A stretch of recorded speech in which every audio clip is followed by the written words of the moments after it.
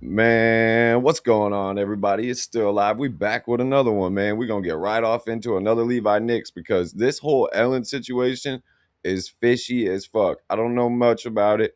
I've seen some stuff. I've seen some posts where she looks really sick, and people are saying that this disease comes from eating too much human food or human meat and stuff. So we're gonna get right off into this and see what the fuck is going on.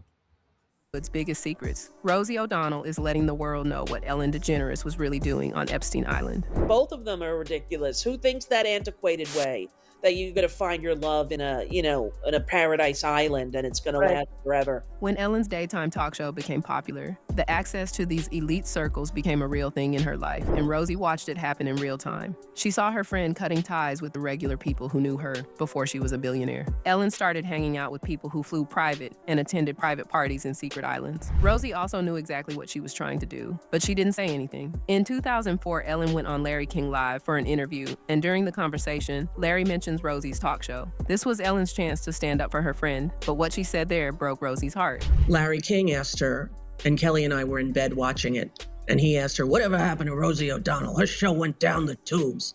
And Ellen said, I don't know, Rosie. We're not friends. And that was like one of the most painful things that ever happened to me in show business in my life.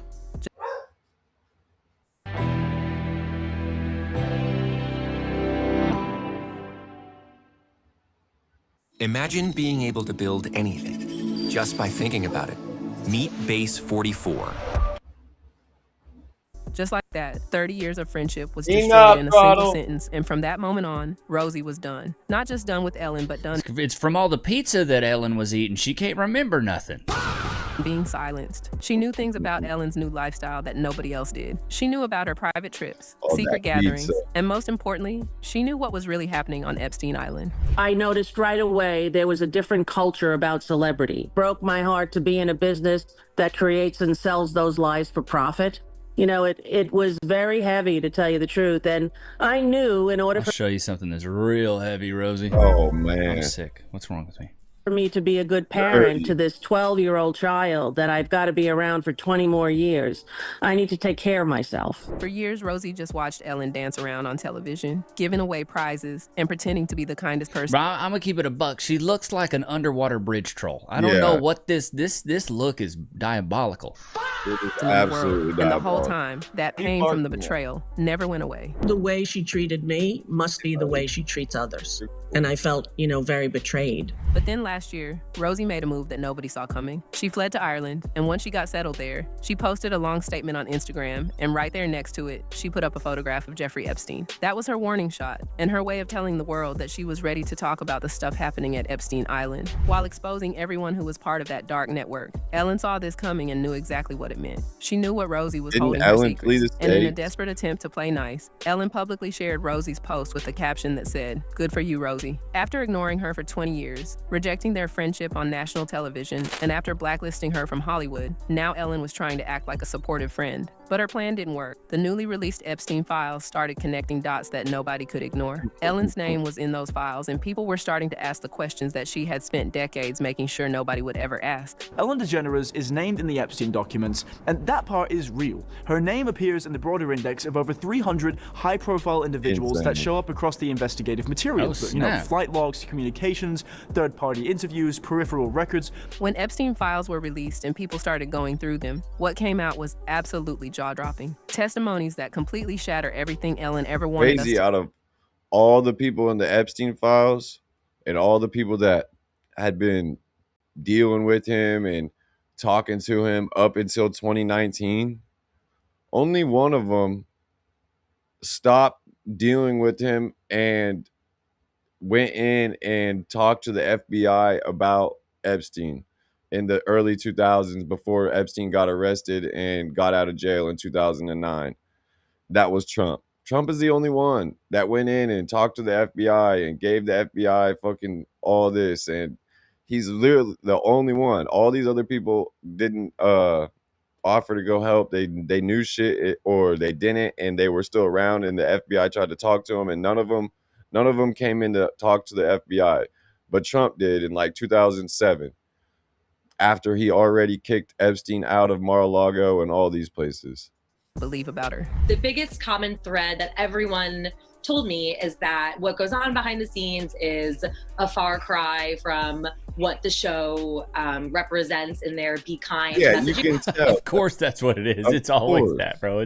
It's nothing to do with the show. It's not really who I am. Of course. And now comes the part of the show where we get paid to make dick jokes. Yep, today's sponsor might be the most appropriate in our please, another one. Listen, Rougiet is actually different. This stuff works in film. 36 focus on saying it attacks ED from. It's a 3-in-1 formula, which mo my dick / you're done. Victory. All right, that was probably one of the cheesiest ads I've ever done. And what the show and what Ellen DeGeneres herself profits off. Every single day for years, she sat there on that stage with that big smile, telling people to be kind, treating It's just this face, bro. Gremlin. each other with respect while sharing love and positivity. Meanwhile, she was living this completely different life behind closed doors. She became so arrogant in her own mind that she wasn't even hiding it properly anymore. And the Sandra Bullock segment is where things get really messy. During that interview, Ellen and Sandra discussed some kind of beauty treatment derived from young human skin cells. It is an extraction from a piece of skin that came from a young person far, far away, and they somehow figured out how to extract. It's foreskin from a Korean baby.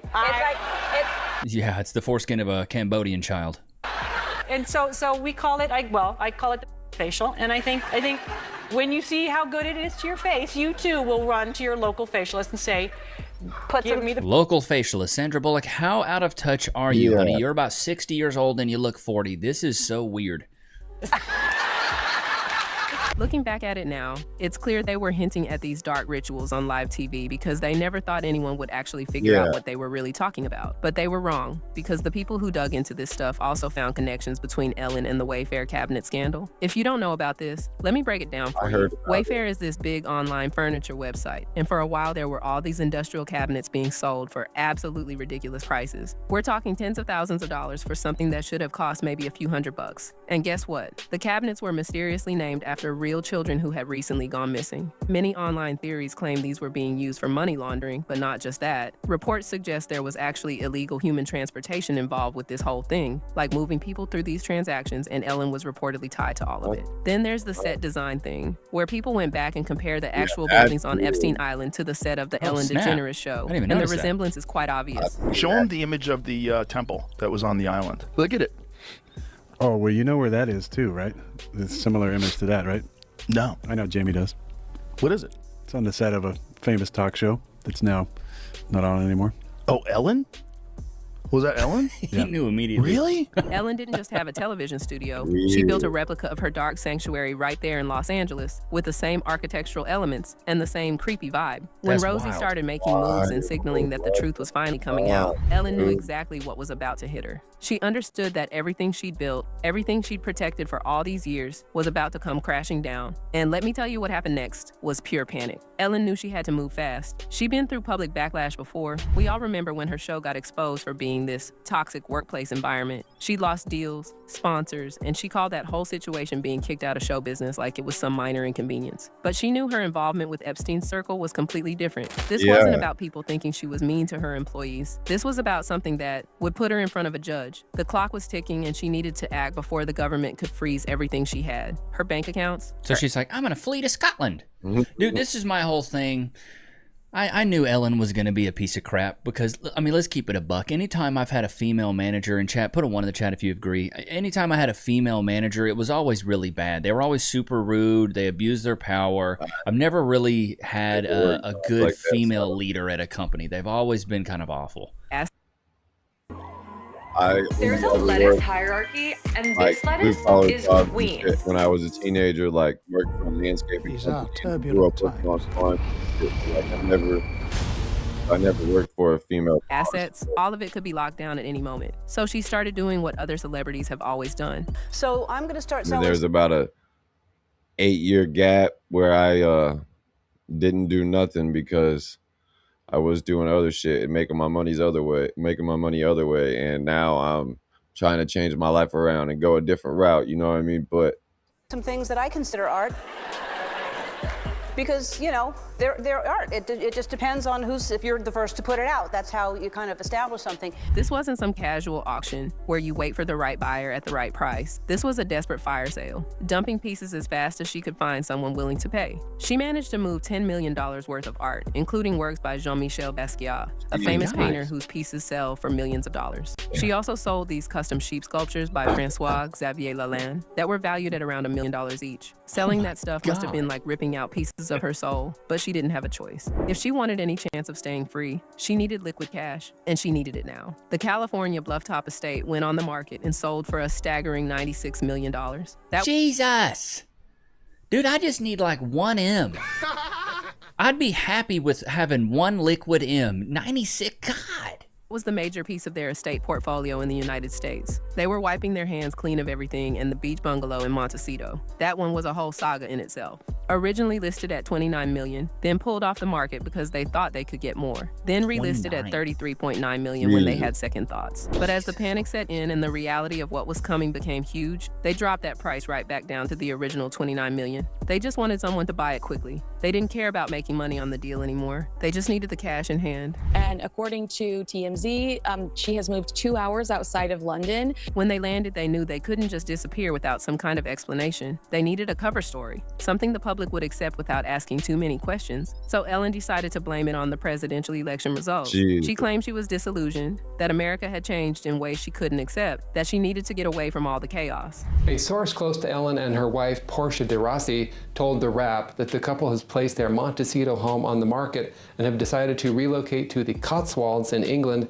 due because she's just trying not to get extradited. To the political climate in the United States. That's a complete lie. Such a cop-out. The political climate. You was in the political climate. You was hanging out with Jeffrey Epstein and doing all that, but come on. Yeah. The truth is, Ellen and Portia had actually bought their new house in rural England months before the election. I ain't gonna lie. That looks awesome. Yeah. I'd love to live in the Cotswolds. It does look awesome. But I'm not swimming in money.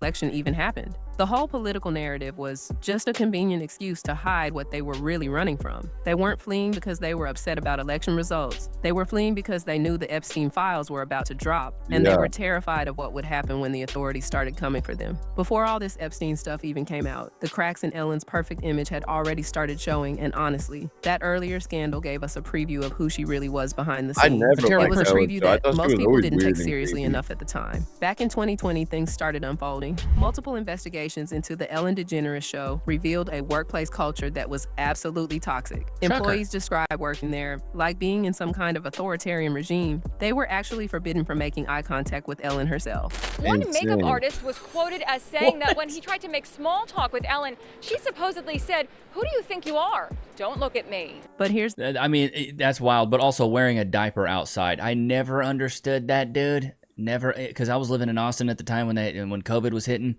People being outside wearing a mask, I'm like, what are we doing? The thing, I had to wear them a little bit because I was really going in a lot of and once medical the story things, started and coming at out, that time, they multiple wouldn't even let celebrities you decided in. to speak up. Brad Garrett, the comedian Not and actor, outside. publicly confirmed that Ellen's behavior was well known throughout the industry. Leah Thompson said the same thing. Margaret Cho, Dakota Johnson, all of them came forward and said the same thing, that Ellen's behavior wasn't some surprise or some isolated incident. It was common knowledge. Everyone in that circle knew exactly who she was, and they all stayed quiet about it because that's how Hollywood works. Nobody wants to be the one who speaks out and gets blacklisted, and the human cost of all this, well, this is where it gets really... Bro, is it me, or does she just have massive ears? Like, I thought my ears were big. Good Lord, she got those elf ears, like those elven ears. I just wanted to say the past 11 days have been really tough for everyone. But to honor Twitch, I think the best thing that we can do is to laugh and hug each other. Steven Twitch Boss was the DJ on Ellen's show for years, but when the workplace scandal broke in 2020, Ellen put pressure on him to publicly defend her, to go out there and say everything was fine, that Ellen was a good person. Twitch's wife, who has looked into this whole thing, believes that kind of pressure and stress played a big role in what happened to him later. He was going through so much, and he was hiding so much, and there must have been a lot of shame in that, and he was wrestling with a lot inside himself, and he was trying to self-medicate and cope with all those feelings because he didn't want to put it on anyone. Bro, this is my whole thing with this, bro. This is my whole thing with this. You know, mental health is a big thing. I agree. But also, you got to stand your ground morally, bro. Facts. You got to. Facts. There's certain things you believe in, and in your heart of hearts, you can't do it. Don't do it, bro. Yeah, like there's certain things that you shouldn't do. Like the money's not always worth it. The money's not always worth it. Like, I mean, look in the camera and say that shit. The money is not always worth it. Every day, our teams are helping to deliver stand your ground wherever you wherever you sit morally in a situation, and don't, if you know what I mean. If you think they are gonna make you try to do something that you don't want to do morally, then just stand your ground. The money's not worth it. Do it. It may be hard. You may get blackballed, you know, but God, at least you can sleep good at night, you know? December 2022, Twitch passed away. The show had ended, his routine was gone, and according to some sources, he was still dealing with the aftermath of being forced to defend someone he maybe knew wasn't worth defending. There's also this Anne Heche situation, which honestly feels like one of those things that people don't talk about enough. The second you hear that it may be coming, get out of the way. Wow. Don't wait. Anne was Ellen's ex-girlfriend. Keep it a buck. It looked like she was on some Quaaludes. Oh no, she was a little jittery, huh? And in 2022, she passed away in a car accident. But here's what makes it creepy. Reports started coming out that Anne was actually working on an exposing documentary at the time of her passing, something that would have shed light on her time with Ellen and the world she was part of. You broke up with her because she had a lot of money, or you broke up with her because... I broke up with her because her goal was to have a lot of money, and mine was to find love, and hers was I want 60 billion. Good luck. Our forks are never going to meet. The further we stay on with this, the further we will be apart. The way Ellen... Bruh, she's on something. Bro, just look at her hand down here. With this, the further we will be apart. Oh yeah. The way Ellen she's on something, bro. She's tweaking for sure, bro. This woman is medicated. Treated vulnerable people on her show is pretty chilling. Justin Bieber was on her show multiple times when he was just a kid, and Ellen would drill him about his personal life, about trauma he'd been through, about things that clearly made him uncomfortable. And some uppers of some just sort. Just being a new chapter for me, and basically saying that I'm sorry Might for be back in the the stuff that I've doing done. white line. It's not like I'm not searching for people's approval, but I just want people to know that that's not me, and I was doing stuff that wasn't me. She knew exactly what she was doing. She was testing boundaries, seeing how far she could push someone who wasn't powerful enough yet to push back, and that wasn't even the worst of it. Ellen also had this relationship with Diddy, joking around with him about his creepy Get the lube out, dude. Where's that baby oil? Lifestyle. People who understand how that world works say Ellen was basically serving as a gatekeeper, a connector for young talent. Dude, and then that video that came out recently exposing, you know, Diddy for basically having a micro pen, and that those freak-offs were freak-offs. He has I didn't know that. But, dude, my whole thing with P. Diddy is bro, just because you got 1,000 bottles of baby oil doesn't mean you should go to jail. Now, for doing what he did to Cassie and beating her up, yeah, you should go to jail for that. But he wasn't on trial for domestic violence. I said the whole time the only thing they were going to get him with was the charges they got him with. Like, I knew he was going to beat all the RICO charges and shit and the big charges. I knew they were going to get him on the prostitution charges because that was the only thing that he actually did for the RICO case.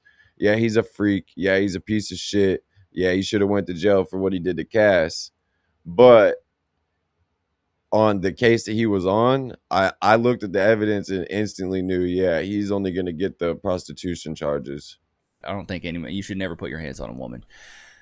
But just because you're a freaky dude with a micro pen that likes to watch women do stuff to other men and you're a cuck doesn't mean you should go to prison. You know, if that's your bag, dude, cool. This dark elite world. She Not wasn't mine. just passively That's associated with terrible people. She was also enabling them by promoting them. Mine, but fucking definitely get what Levi's saying, because like really the only crime he did do was the domestic violence and then the prostitution shit. He was buying the prostitutes or the escorts and shit like that. And, you know what I mean, going across state lines and shit like that. So, yeah, he did do that. That's why I knew they were going to get him on that the whole time. But I knew he wasn't going to go down for the RICO. Her show. Let's show a picture of you at, was it like a 70s themed birthday party? Or was that just a look? Boy, P. Diddy looks sweet as a peach. He looks sweet as a peach in that, bro. But it's a rough one now. It's a rough one now because she was running Abu Ghraib in the back of her show. He even described this arrogant behavior that he noticed in certain Hollywood elites, a sense of feeling that they were above the rules that apply to everyone else. When you hear that in context of everything else, it makes a lot of sense. When you see, like, a lot of people saying that someone who seems so nice is not nice at all. She doesn't seem nice, but that's people have a very poor judge of character. She doesn't seem nice. It seems forced. So while Ellen was hiding out in her fancy house in England, the Hollywood power structure kicked into full protection mode. They released statements trying to spin things, saying Ellen's name is in the Epstein files, but she was just one name on a list of about 300 people. They were trying to make it sound like she was barely connected, like it was just some coincidence that her name showed up. But fans aren't buying it, and here's why. When you're part of an elite network like that, your name being on a list isn't meaningless. Access isn't given to random people. You don't get invited to private islands unless you're part of the inner circle. So the media's minimization strategy, trying to bury the whole thing in technicalities and loopholes. That's exactly what you'd expect from a system designed to protect its own people. Multiple folks who study how these things work call it intentional, flooding the internet with different excuses, different narratives, different angles of defense. And then, dude, you don't flee the country if you're innocent.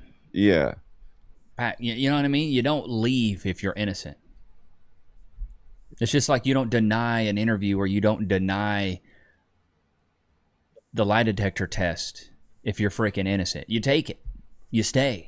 It's all designed to make the actual truth seem crazy. Like if you start connecting dots and seeing a bigger picture, they'll make you feel like you're being paranoid, like you're seeing things that aren't there. It's a crazy tactic meant to exhaust people, to make them give up and go back to sleep so they stop asking questions. I don't think Hollywood's really ready for her return. I think they will continue to punish her, but I do have some intel for you from her current neighbors in the UK. They don't like her. They aren't friendly towards her, and they hate all of the celebrities like Ellen moving into this once sacred and anonymous area and disturbing and in some cases disrespecting the culture. No matter how many articles come out trying to set the record straight, the truth has a way of getting through eventually. And that's where Rosie O'Donnell comes back in. By moving to Ireland, Rosie has positioned herself in a place where the Hollywood machine simply can't reach her. Boy, she dresses like a 7th grade boy that's wearing his daddy's jacket to his first band recital.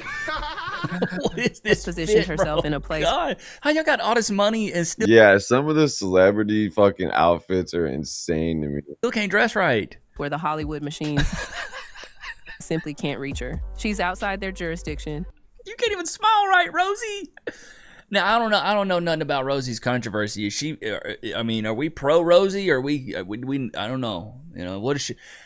I'm just cooking this diabolical fit like she's wearing her grandma's curtains as a blazer. Yeah. What is going on? Outside their media ecosystem, outside all the pressure points they normally use to Rosie, how you been in show business this long and you still can't smile, baby girl? Come on. Silence people. And she's made it very clear that she isn't afraid. And the beast we're fighting is not just that round guy in an orange spray tan. It's a big cabal. Okay, all right. Okay, now we're talking about cabals. Of powerful white men. And it's time to end. And she's talking to a white man. People should absolutely rethink what they know about Harbor Freight Tools. It's a totally different company. My name is Wes Harmelink. I'm the senior vice.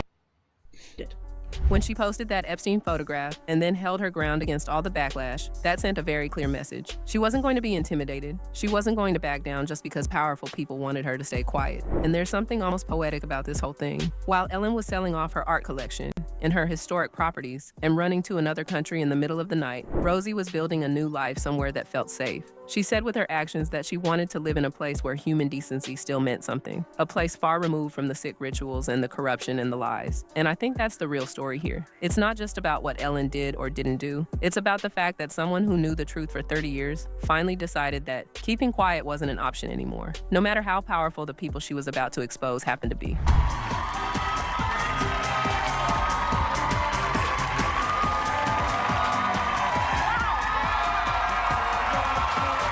Ellen Degeneres, the woman who once commanded the most watched talk show time slot in daytime television, who had Hollywood eating out of the palm of her hand, who built an empire on a two-word slogan, that woman is now living in permanent exile in the English countryside. She's sitting in some stone house. Brutal.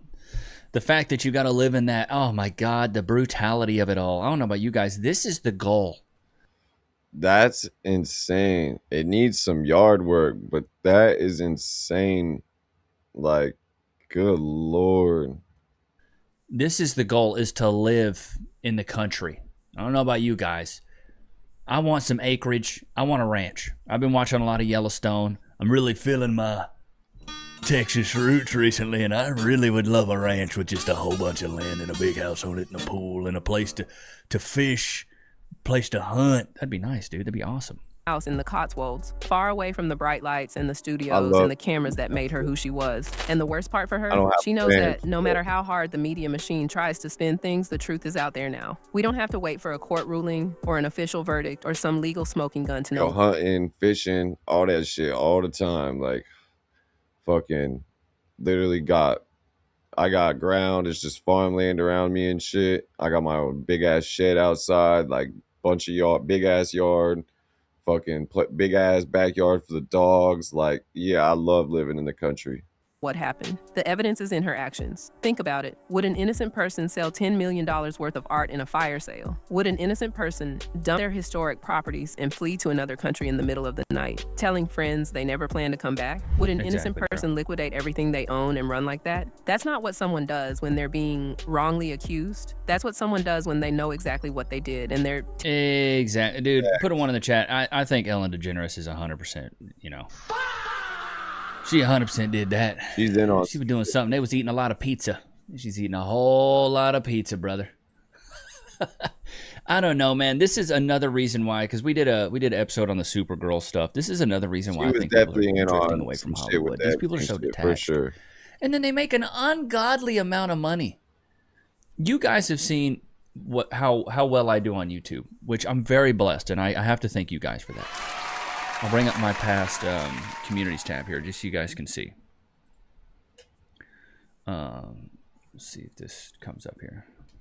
So we hit 360,000 subscribers. Thank you. And in the last 28 days, yes, $37,000, which thank you guys. I appreciate you guys. Seriously.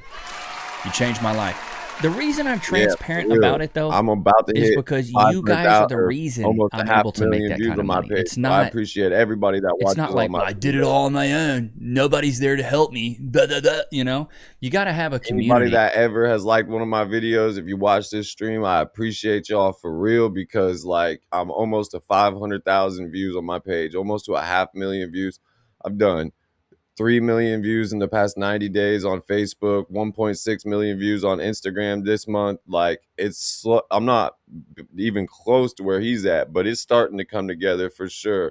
Like, I'm almost to 10,000 followers on Facebook. I'm almost to 1,000 subscribers on YouTube. So like, it's definitely getting there. So I appreciate everybody.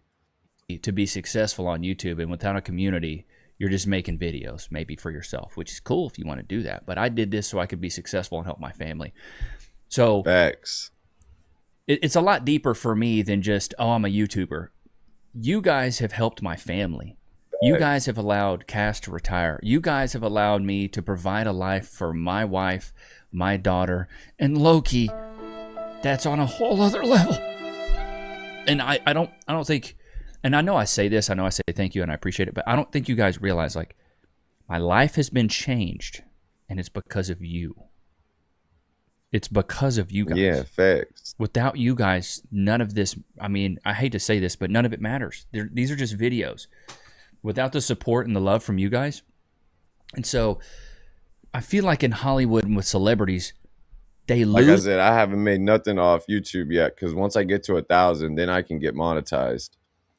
And then, but I've started making money off Facebook and stuff altogether since November when I got monetized. I probably made about $800-900 altogether off Facebook, but that's with like 6.5 million views. So like, yeah, so like, it's definitely coming together for sure.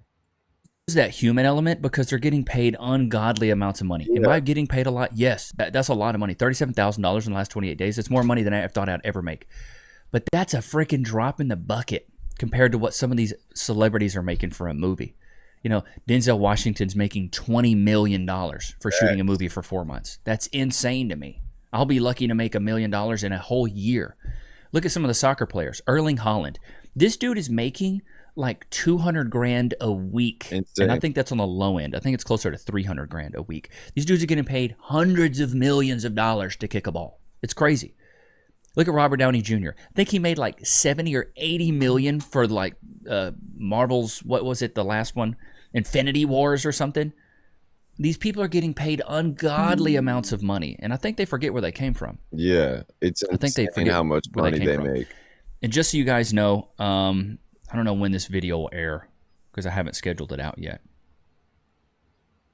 but I'll be in Anaheim, California for VidCon. So if you guys are seeing this, I'm in Anaheim on, what day is it? Let me make sure I'm looking at this right.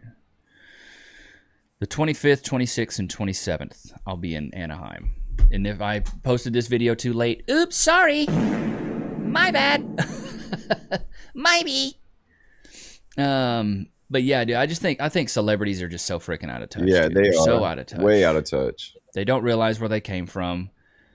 They don't realize the people that are making them successful are the people that want people like me and you, regular everyday day people. Which I like to consider myself an everyday person. I don't like to consider myself, like somebody who's, I'm famous, because I definitely don't feel famous.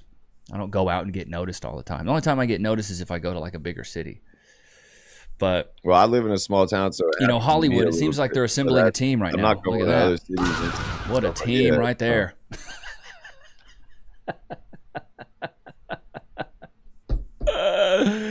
I'm assembling a team. But yeah, dude, are we surprised, man, with Ellen DeGeneres? Not at all. Are we surprised? I know I'm not. I really, I kind of figured it, dude. I kind of figured it. I mean, let's be completely honest. We knew that her career was going into the dumps. Turn up the heat with Culver's new jalapeno. She always seemed like a weirdo to me. Like, ever since I ever seen her show, like, she always seemed like a weirdo, like, behind the scenes. You forgot where you came from, dude. Forgot where you came from, man. You got to be thankful. You got to be appreciative. Ain't that right, Lokes? Free. Sit. Shake. Good boy. Wait. Free. All right, let's get to the comments of yesterday's vid. I've been forgetting. Yeah.